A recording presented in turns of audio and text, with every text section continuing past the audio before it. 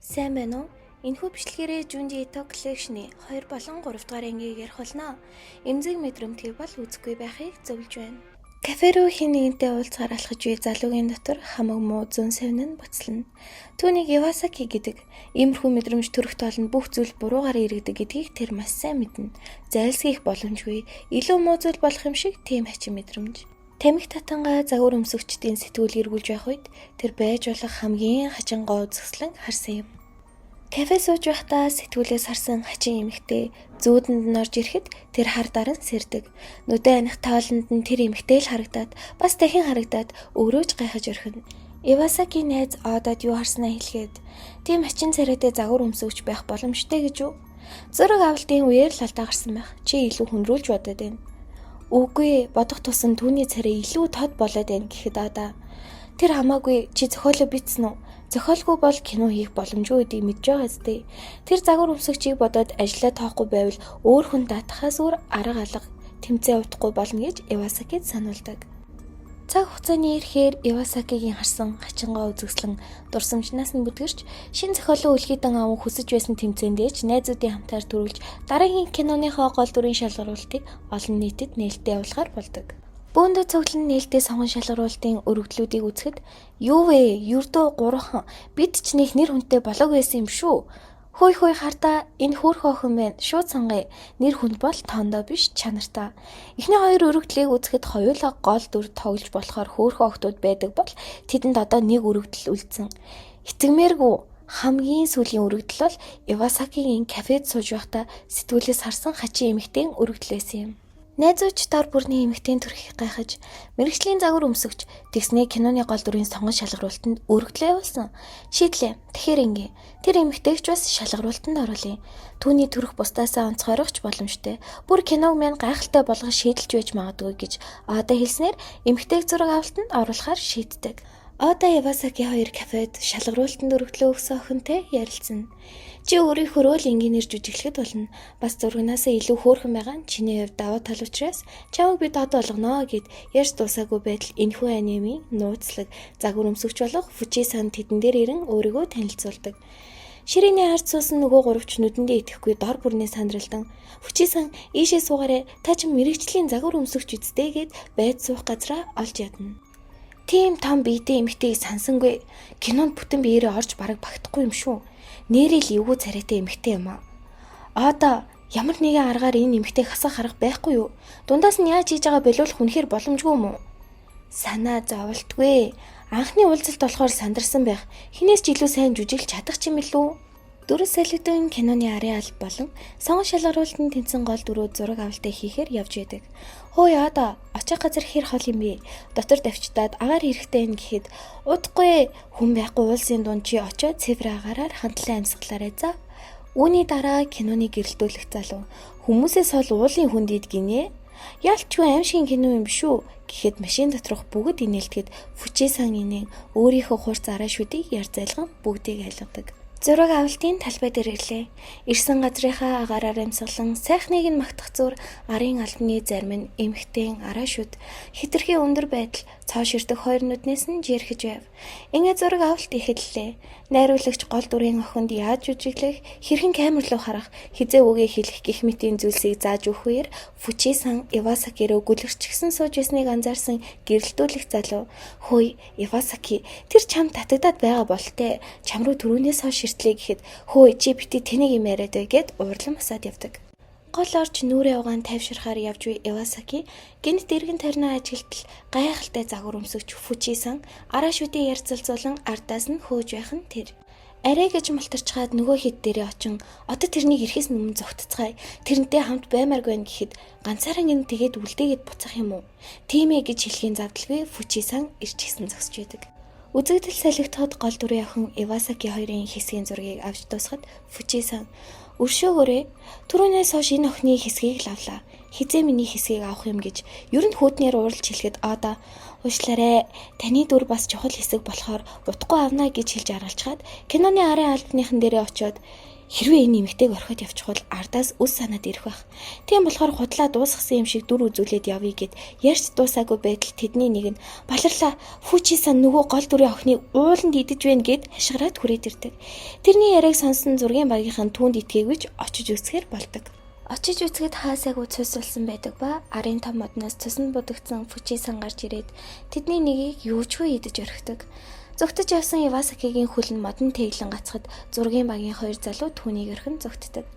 Фүчи-сан Ивасаки дээр ирээд ингэж нэг хоёулаа үлдлээгээд 2 дугаар ангийн эхний хэсэг дуусдаг. Ито Жүнжигийн 3 дугаар анги.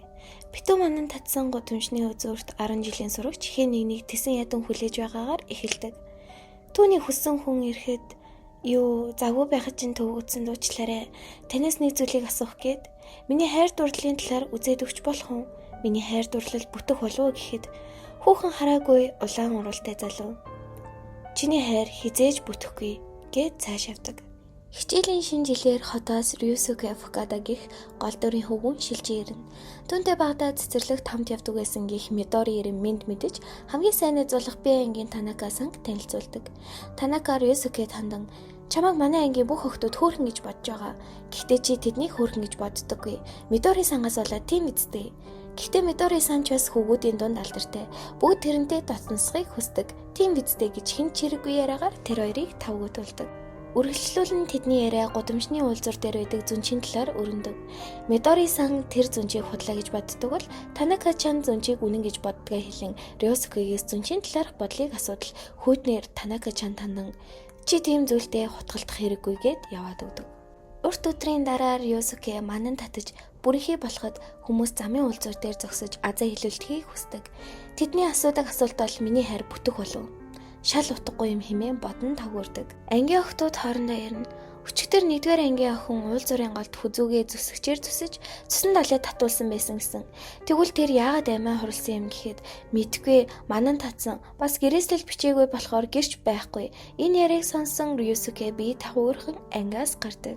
Би яагаад энэ хотод буцаж ирсэн юм бэ? Яг шийтгэл шиг гэж бодох зур түүний хуучин дурсамжийг бидэнд харуулдаг. Жаахан байх үеийн Рюсуке гудамжаар гүйж байхад нэгэн эмэгтэй дуудана. Бяцхан хүү минь чи намайг сонсч болох уу? Сонссныхоо дараа надад хариулаарай. Надад хайртай хүн би. Тэр ихнэр хүүхэдтэй. Гэхдээ түүний хүүхэд ч бас миний эцэн дотор байгаа.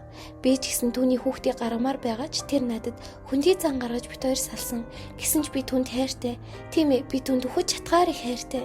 Одоо би юу хийх ёстой вэ? Бяцхан хүү минь миний хайр бүтэх болов уу гэж асуудал. Жаахан Рюсуке өөрийнх нь замд нь саад болсон ч тэр юм уу? Мэдээж чиний хайр бүтэхгүй тэнийгээ гэж хэлчихэд цааш гүйдэг. Гэтэл өдрөөс хойш тэр үйл явдал тэр эмэгтэй жаахан Рюсукигийн бодлоос гараагүй учраа маргааш нь гадагш гартал гудамжны үзүүрт яг өчигдрийн өдөр тааралцсан газараа хоолоогоо зүсээд өгчихсэн байлаа. Тэр үйл явдлаас хойш эмэгтэй хөлд Рюсуки одоо болтол өөрийгөө буруутгадаг аж. Энэ харанхуй дурсамжаа бодож байх зуур Мидори чан ирэн тэр хоёрын элдвийг ярилцж байтал гэнэт Рюсуке хүн чи 8 жилийн өмнө болж байсан эмэгтэй өхлийг мэдэн дээ. Тэр яг үндэ миний нагц игч. Тэр миний бодохыг хүсдэггүй дурсамж гэд хэлдэг. Байж боломгүй зүйл. Хамгийн их өөрийгөө буруутгадаг зүйл нь түүний таалагддаг охинтой холбоотой. Бүр нагц игч нь байсныг мэдсэн Рюсуке галзуурах төхөн. Удамжаар алхах Мидори дээр ирэх Танака. Мидори чан Рюсуке сан та хоёрын харилцаа муу байгаа мó? Та хоёр хүндий байхыг ажиглалаа гэхэд үнэндээ тийм ээ. Тэр надаас зайгаа барьж байгаа. Яагаад гэдгийг мэдэх юм алга. Тэгвэл би Рюсуке санаас асуугаад өгье гэдэг. Чи яагаад Мидори чанаас зайлс хийгээд байгаа юм бэ? Тэр чамайг бухимдуулах зүйл хийсэн юм уу гэж асуухад Рюсуке учир зүггүй өнөөх дурсамжаа бодон би түүнд таалагдах хэрэггүй. Би тэрнийг ч хүртэх хэрэггүй гэж орилсныхын ардаас Танака чан аргахдах гэж оролдох үед одоо хангалттай. Одоо л түүнтэй харьцахгүй бол тэр баг зовно гэж бодлоо найзад нь хэлдэг. Үүний дараа Танака гадаа манан татсныг хараад уулзуур дээр өнөөх үзмэрчдээр Мидори Рюсуке хоёрын харилцааны талаар асуух гээд ирсэн байдаг. Уучлаарай, сүүлийн үед манай найзын найз залуу түүнээс хүндэрэх болсон түүнийг зовж байна. Тэр хоёрыг буцааж нийлүүлэхийн тулд би юу хийх хэрэгтэй вэ гэж асуухад зүнж чи өөрийнхөө хайр дурлалын асуудал санаа зов гэж хэлээд явдаг. Мидори сургууль дээр ирэн Танакагаас Рюсукэд миний талаар хэлсэн үү? Бас юу гэж байна гэдгийг мэдэх гээд асуухад Рюсукэ чамаас салмаар байна гэж дамжуулаарэ. Бас би та хоёрын хайр дурлалын талаар уулзрын зөнчөөс асуусан. Би хүссэн зүйлийнхаа эсрэг байсан. Мидори чам би Рюсукэ санд хайртай. Та хоёрыг салсанд баярлаж байна гэж хэлдэг. Уг явдлаас хойш Танака Рюсукэгийн араас гүйх болж хийж байгаа үйлдэлүүд өдөр ирэх тусам илүү хачин, жихүүцэн болж ирсэн. Өдрийн хоолыг нь авахгүй үед өөрийнхийг нь ав гэж дайрна, ардаас нь нууцаар дагах гэх мэт. Рюсукэ гэрлүүгээ явж байхад ардаас дагах Танака дээр очиод "Сүзүи чан, би өнөөдөр хоол явна. Чамд дургүйдээ биш. Гэхдээ би Мидорыг мартаж чадахгүй. Тийм болохоор өөр хүнтэй гадуур яммааргүй байна" гэхэд цаашаа харан уйлан зогсох Танака хоолоогоо зөсөн амь оролдог. Энэ явдлын дараа Рюсукэ уул зүрийн зүнчийн эсрэг өөрийн чадах арга хэмжээгээ авч эхэлнэ. Өөрөө гудамжаар явж хүмүүсийн асуултанд чадлаараа хариулдаг. "Таны хайр бүтэх юм байна. Хичээгээрэй" гэх мэт. Түүнийг ингэж явах үед цус нь будагдаж хоолоогоо хэрцсэн хүмүүс тааралдан асуулт асуудаг. Энэ бол түүний төсөөлөл эсвэл хий үзэгдэл. Тэдний дунд амиа хорлсон Танака чанж байх нь тэр. Олон хоног өнгөрчээ. Рюсукэ санийг хотоор ийн үргэлжлүүлэн явж байгааг мэдсэн Мидори "Одоо болсон дээр юм шүү.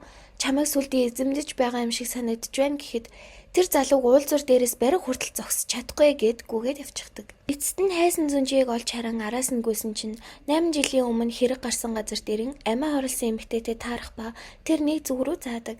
Тэр зүгт нь Мидори чан зогсон зүнчтэй тааралдаг ба айн зогсох үед Рюсукэ ирж таардаг. Мидори түүнд хандан "Би зүнжийг харсан" гэж заатал тэнд байсан өтгөн манан хаашаа ч юм бэ алга болж зүнч жахиж тэнд харагдаагүй юм гэдэг.